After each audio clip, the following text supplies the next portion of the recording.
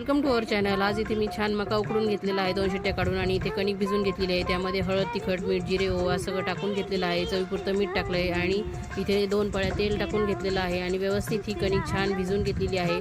खूप घट्ट नाही, खूप पातळ नाही, अशा पद्धतीने ही कणिक भिजवायची आहे। तर इथे मी मका हा थंड झाल्यानंतर मिक्सरला काढून घेतला। त्यामध्ये कांदा, मिरची, धने, जिरे पूड, चाट मसाला, पुन्हा आमचूर पावडर, तिखट, हळद आणि थोडंसं चवीपुरतं मीठ टाकून घेतलं आणि 2 चीजचे क्यूब किसून घेतलेले आहे। त्यानंतर इथे मी भरपूर सारी कोथिंबीर अशी टाकून घेतली आहे आणि हे सर्व मिश्रण एकजीव करून घेतलेलं आहे। त्यानंतर इथे मी ही कणिक तेल लावून एकजीव केलेली आहे। त्यानंतर पातळ पोळी लाटून घेऊन त्यामध्ये हे सारण भरून घेतलेलं आहे आणि छान याला फोल्ड करून त्रिकोणी असा हा पराठा तयार करून घेतला आहे।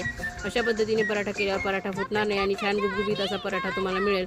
तर अशा पद्धतीने हा पराठा मी छान खरपूस असा भाजून घेतलेला आहे। तर बघा, रेसिपी आवडल्यास लाईक, शेअर, सबस्क्राईब करा आणि लॉंग व्हिडिओ अपलोड केला आहे तो देखील बघा। थँक्यू।